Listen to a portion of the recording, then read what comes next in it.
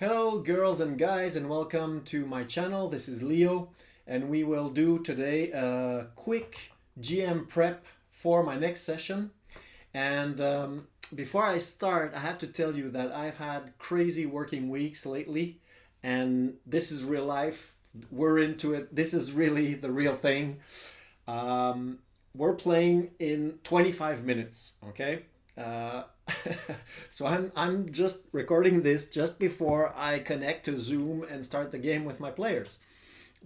I've been prepping for an hour and 20 minutes now. What I've done basically is just draw maps. That's basically what I did. I will show you what I did. I will recap last session. That was a big confrontation against a Crypt Lord. So we'll talk about that a bit. We'll see what happens tonight, because they are in a dire situation. So if you're new to this channel, we're playing a game called Symbaroum. This is the game. Well, actually, this is the adventure. This is the game here. I'll show you. So Symbaroum is published by Free League in Sweden. They're great people, and this game, maybe it has its faults like all games, but the setting is incredible. It's a D20 system. It's really fast. It can get a bit complicated when the characters become more powerful, because there's lots of cool powers. And some people think that it makes the PCs overpowered. I haven't encountered that yet, so we'll see what happens in this adventure with our PCs. So first of all, let's open a cold one, get comfy. English is not my mother tongue, so don't hesitate to watch this video at 1.25 speed, so it makes me look more intelligent, and it sort of brings me up to speed to my real way of talking when I speak French. So I speak French normally, and when I edit these, or just to prepare them for upload, I find myself painfully slow. So please speed up the video. Feel free, and cheers, everyone. It's Friday night here in Montreal, and it's a good night to be playing role-playing games. So let's get into it. I will switch to this screen here. So that's the Roll20 of the scene. We're playing a Blooming Vale. It's an adventure landscape that's part of Wrath of the Warden. This is the tower of Na-Ethikel Ambriagos, the Crypt Lord. So this part here is the main tower. So there's the square first level, and there's the tower on top. The tower has 5 stories. And last session, we ended the session before that just as they opened the door to the 4th level or 3rd level, where there is it's not really dragouls, it's like really old undead from the Symbaroum times that are the court of Na-Ethikel. So it's like the lords and ladies, and they opened the door and discovered this group of undead around a table, playing music with just sticks on sticks, and playing fake fiddles, and basically in silence imagining some music, with a group of them dancing under the big chandeliers. And while that was happening, the rest of the group was going upstairs to explore the rest of the tower. So I'll try to do a really quick recap, because it was pretty much action and action and action. So what happened basically is that there was, in this space here, which is the level where the undead were dancing, the undead court, there was a big table.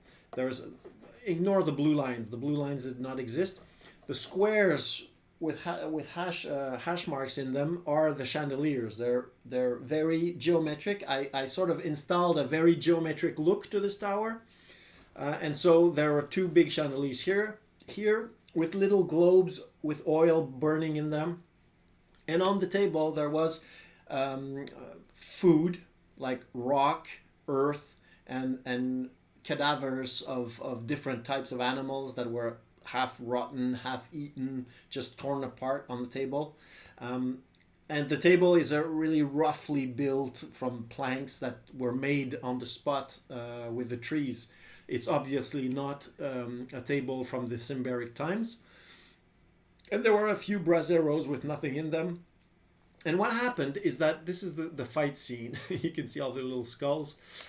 So what happened is that the ogre blocked the door to the stairwell, and the Le Demé, which is a Templar woman, she stepped in and just went in the corner right here to put her back against the wall and let them come. And she had the Blessed Shield on, so she was emanating this Prius magic. And they just died upon her. They were weak undead, and they just tried to get at her, and she would just slay them left and right, and the aura would do the rest. But it was like a really violent slog. And while that was happening on the upper levels, the barbarian Mirizin and the goblin self-taught mystic that thinks he's a priest of Prios avoided a trap, the stairwell trap with poisonous darts. What I said is that they had found in the previous session, like one of the mages of the Ordo Magica that they're trying to free. They had managed to slash his slave rune at a distance because Mikariel, their mage of the group, did a bend will spell and controlled the enslaved mage and forced him to slash the rune with his dagger, which liberated him somewhat. And he came running down the stairwell trying to flee, and he stepped on a trap and got shot with these poison darts and died. And when they tried to heal him, or at least they found him in the stairwell and they tried to help him, and they noticed, actually the goblin Beau noticed these little arrows carved into the step that you must avoid, because of course they're there so the allies of Na-Ethikel don't die on their own traps. And there was another trap. This red dot was the blood on the between 3rd and 4th level, but between 4th and 5th level there was again a trap at the same place in this stairwell, and they avoided it. They knew what to look for. They avoided it. And they checked in, and when Na-Ethikel heard that there was some ruckus because of the undead fight on level 3, and so he sent another of the mages that is slashed in that has the slave rune to investigate, and this mage fell like there was like a quick exchange of brimstone cascade and arrows in the stairwell against the goblin and the barbarian, and they just retreated quickly. She went to follow them. They shot her. She blasted them with fire, and then she went back up to tell Na-Ethikel what was going on.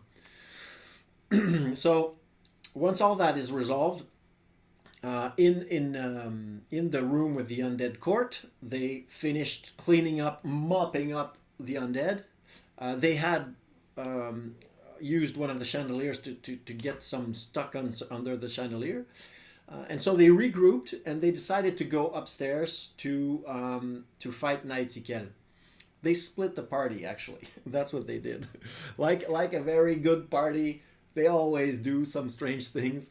So they noticed that there was like a horde of undead outside tried to come in. And so they went down and they tried to help the ogres, their ogre porters that were at the ground level, holding the door like Hodor in Game of Thrones. And strangely, Mikariel, the mage, the fire mage, and his cousin Le Demé, the Templar, they told the ogres to retreat and let them come in, because they will block the stairwell and they could throw a firewall and stuff like that at the horde, which I thought was completely stupid tactically. I mean, you're in a fortress, you hold the door, you don't open the door to let the bad guys in, but that's what they did. And so there's this situation where Le Demé is in the stairwell in the ground level, and she's holding the stairwell against 50 undead. And one of the ogres, the second one, when he tried to come to retreat from the door with the unconscious knights that they tried to save, a Templar and his squire, that they spared when they fought them in the courtyard. They knew that these guys were just enslaved, so they knocked them out. So the ogre is running across the floor of the ground level of the tower to get to the safety of the stairwell, and he steps on the big mosaic that's in the middle and falls into the pit because there's a pit trap, and so he disappears with the two knocked out knights into a hole. The undead come swarming in. Le Deme uses full defense action to just hold them in the tunnel and just hoping that they'll fumble their attack rolls and she gets a free attack. But she's just holding them there. And while all that is happening, the rest of the group go to the throne room and face the Crypt Lord. Like, so many things could go bad. Of course, he's alone up there almost. There's just one mage left, Tobela, the master of the Ordo Magica that they were sent to save. So this map here can also be the throne room. Just ignore the big table, ignore the blue lines. So in the bottom here you have the throne. There's two big urns beside the throne on either side. And at his feet, a bit Conan style, there's Tobela, the wounded. She's completely burnt because she was blasted by Mikariol. He managed to throw a brimstone cascade at her when she was using mind throw against the group from above.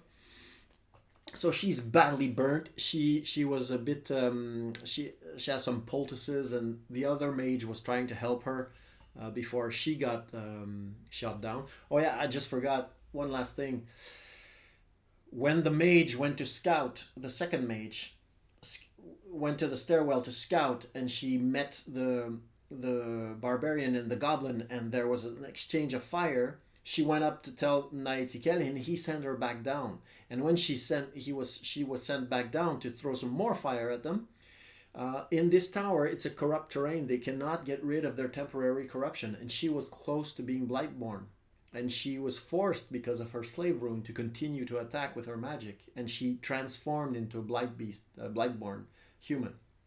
So there was a big scrap in the stairwell against the Blightborn human before the group split up. So now the ones that are upstairs is the ogre Vild, the mage ogre. There's the goblin Beau and Mirizin the barbarian. And those three walk in the throne room, and Vild tries to negotiate with Na-Ethikel, tries to convince him to give them Tobela. Tobela has the slave rune. She can't really free herself by her own will. And there's this really tense negotiation with Na-Ethikel was talking like this, very slowly. And when he used his terrify action, he just screamed a loud scream of authoritarian impetus, and that scene was pretty cool. And he was trying to convince them to join him, and of course it didn't work, but they sort of got to learn some things that I had noted in my little notebook here. I had some things that they could learn from Mr. Na-Ethikel, and so I got to use some of that. It was a really interesting role-playing scene, and the tense dynamics because of what was going on at the ground level with the invasion of the Dragools at the ground level and the pit and the ogre falling in the pit and all that. Those two parallels were really interesting. And at some point, Na-Ethikel tried to use the spore traps. There was urns in the darkness of the upper roof, and he pulled on his string and it let the urns fall. But the victim, or what would be victim, was an ogre with a very good strength score and robust and everything. So he resisted the effect of the spores, and battle ensued. And they fought, and at some point Wild was lucky enough to have a critical against the Lord. Actually, what's really crazy is that he had a critical. He managed to use an action to grab his maul, his strange maul with a big green emerald head. And he ripped the maul from the hands of the Crypt Lord. But right after, the Crypt Lord fled to try to jump out the window, and he did a free attack against him and fumbled on the free attack, and then fumbled 3 times actually. Actually, he failed, used an experience point to roll again, failed again, you took a permanent corruption to roll again, failed again, and fumbled. So I had, in this exchange, he was trying to get him in the back, and actually they sort of wrestled a bit, and the Crypt Lord Na-Ethikel took his mace back in the exchange and jumped out the window with his maul. So that was a crazy moment, and he fell down like I described. He was like Coyote, the coyote. But they were, at that point, they were so stressed about all that was going on, and that, so they didn't actually, the barbarian didn't even run up to the window to try to shoot him down from above. They sort of regrouped in the throne room. They jumped on Tobela and got rid of a rune, and then they tried to heal her, and then she had 2 doses of purple sap, so they tried to get rid of some temporary corruption, and there was a little role-playing scene there with her that was just liberated, and that's where we ended last session. So that's just a crazy run. So they won, basically. They sort of managed. They didn't kill the Crypt Lord, but they took control of the tower.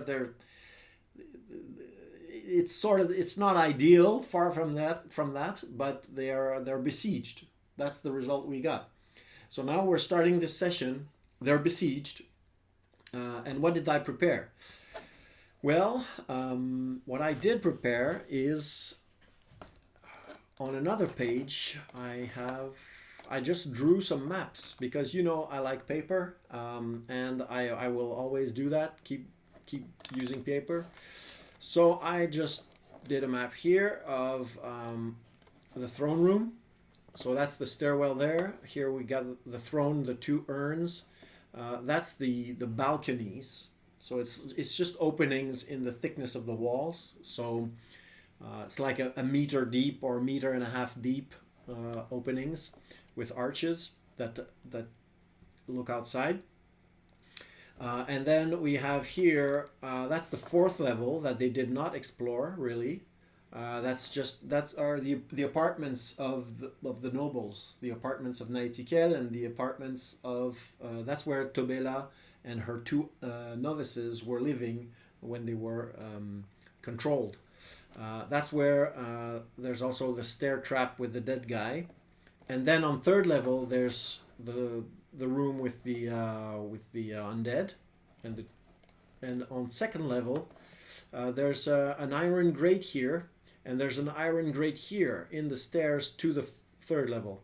So that's like a choke point where if enemies get inside the tower, you can stop them. It's like the last point of defense of those 2 iron grates.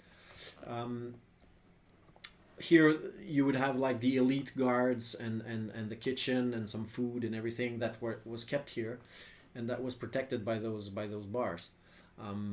Maybe these bars I should put them there, but anyways, that's where they are. That's where I put them last time. That's the 2nd level here is identical to the 4th level, so I didn't do the map again. And this is the let's say the ground level. So the 1st level where you come in this tower. So there's double doors down here, and there's a big chandelier, and I had put these sort of it's like ribs of stone that are holding a very high ceiling. So it's not the ceiling height of every level is not the same necessarily, and this one is very, very high with this big chandelier, and the mosaic of Eox. So the bull head with the horns, and some Symbarian runes that's basically, if you know how to read them, can give you some clues to avoid the pit trap. But if you run straight, you fall in the pit trap. When they went there the first time and they explored, they were hiding behind the ribs to get around to the stairs. So because they did that, they avoided the trap. But they didn't know it was there. This is the huge base. The tower is sitting on this. So if you remind yourself of the actual map, you can see that there are stairs, very Maya temple kind of stairs, that lead up to this platform. And so in this platform there is a level. It's not of course solid stone. Those four little excroissants, parts that stick out, have doors, and they lead to this ground level, the base of the tower. So this part is mostly, like in the days, was used for, they were used as storage. Like the principle, the main idea of this part was storage. But if you can see here in this door, you come in, that's a guard room, and there's another door, and you get to this part here, the middle part, which is a torture chamber.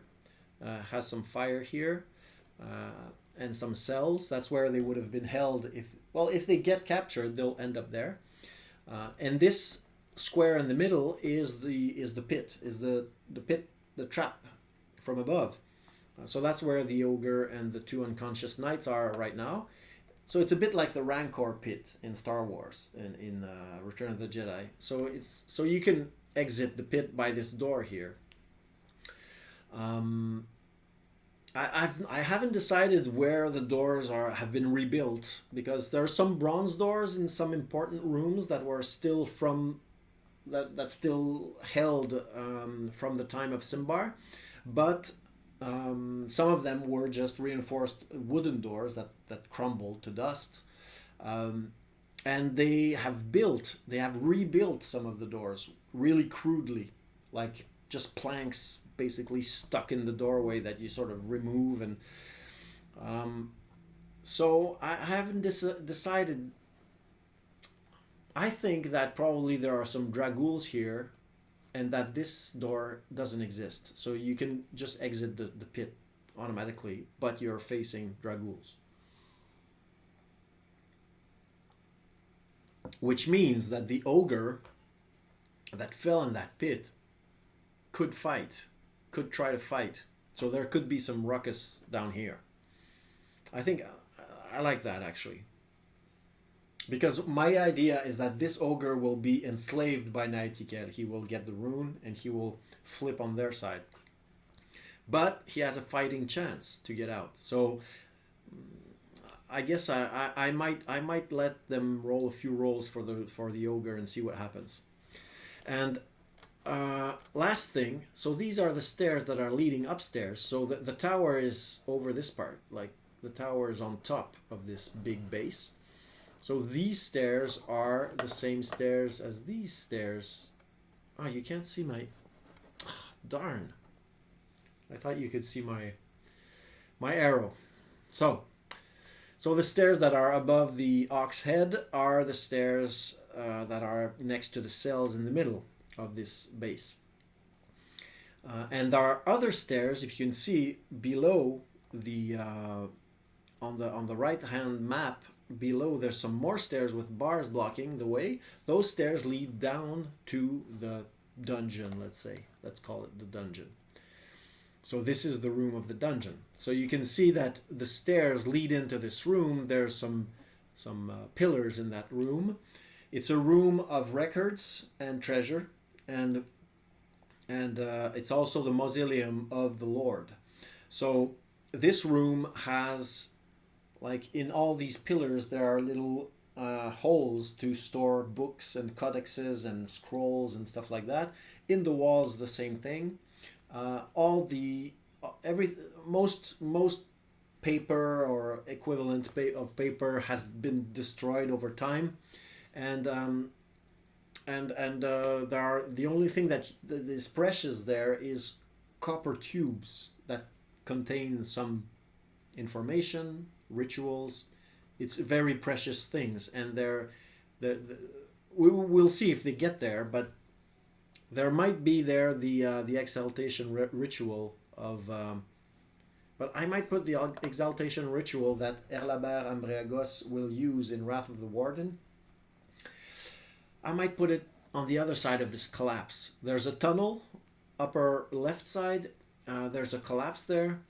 The collapse is a tunnel that was collapsed by Na-Ethikel because his Morphantic mage that was helping him try to defend his lands against the elves made the exaltation ritual and transformed into a horrible abomination.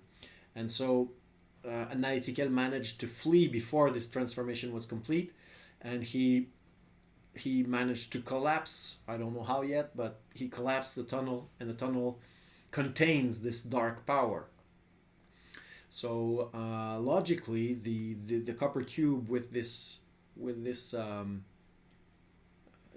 ritual could be on the other side, but he might have fled with it, Na-Ethikel. Because anyways, that's detailed. In this room, the upper northeast room is the sarcophagus of Na-Ethikel. So probably the sarcophagus of his ancestor, but that's where he would end if he died normally. That's a good question though. How did he die? Because he was killed by the elves. Maybe he did die. Maybe he when he saw that the elves were winning all, he maybe killed himself in his tower, and his servants put him in this sarcophage. I don't know in English how to pronounce it. And so when he woke up, because of the corruption, and he became undead, he sort of just pushed the lid and came out. And at the bottom there you have a study and a laboratory that's mostly empty. Everything has crumbled to dust, just maybe a few little traces of what this was before. So I can see that this is, I have to start the zoom now. Basically, I don't know if I had any ideas about this.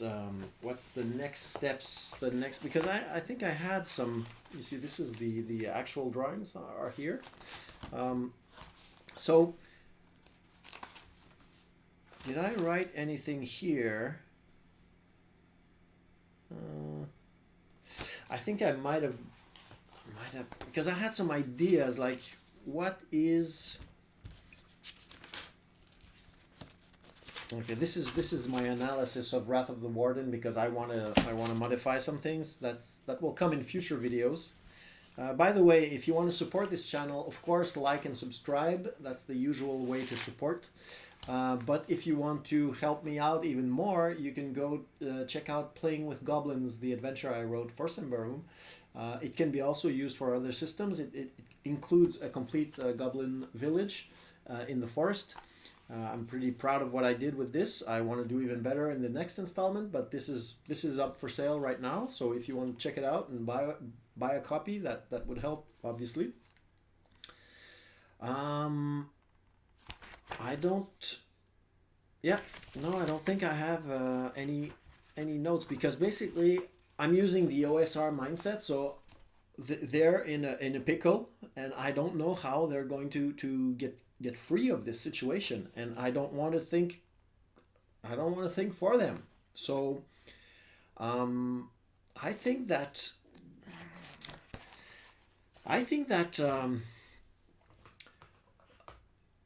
on my part, the only thing that I decided is that Na-Ethikel is weakened because he fell out the window and he got whacked a few times, and he has to recuperate. But he has the recovery power, so he can do that. And he will first sort of put an end to the fight at the ground level. He sort of direct his dragools to neutralize the ogre, enslave the ogre. And he might he might send the ogre as a messenger to try to convince them, or he might talk to them directly at the ground level. Uh, and after that, if they're stubborn, I think he wants to starve them out. So he will just... the undead never sleep. The undead will just keep on their lives, and they will wait for them to submit. Because if they submit, then they will get the slave rune, and they will become loyal lieutenants of this Crypt Lord. And he wants that, because he wants the good company of people that are intelligent and that can inform him about the world. But if they decide to starve to death, well, he will just raise them as Dragul, and that will be that. So he's in no hurry, and that's what I like about the undead, is that they have absolutely no time limit. They can just wait. And so, yeah, I think he doesn't have much leverage. He probably knows that they don't care enough about the ogre to use him as a for an exchange. So there's going to be some negotiations, some role play, that's for sure. And the players might have the opportunity to move to Thistlehold using the 7 League steps. So if they do that, you see, they're wondering where I am. This is one of the players texting me. Where are you? Yeah, I'm coming. So I guess the thing I have to be prepared mentally too is that they might do that, go to Thistlehold, try to find some help, and I will put the pressure on them. If they start trying to teleport using the 7 League stride, the vilings will come in from the windows on the throne room, and the throne room will become horrible, and they'll have to retreat downstairs. And then once the throne room is occupied by vilings, he will send draguls up the vines, because there are vines along the tower that can be used to get down. He will use them to get up, and he will send them from the top, and so it's going to start to look like an assault. So because I don't want them to just get out magically without any stress or any difficulties. So I will conclude with this. Now you know what's going to happen in this besieged group in the Tower of Ambregas in the middle of Davokar. They were sent there to save Tobela, her novices, maybe some of her retinue. They found enslaved Templars of Prios. They could have saved them too. And now they're fighting for their lives, and they managed to save one of these victims. So it's not great for now. So we'll see how all of this ends. I will do a recap video. I will have more time in the coming weeks because I finished a big contract and I'm a bit more free now.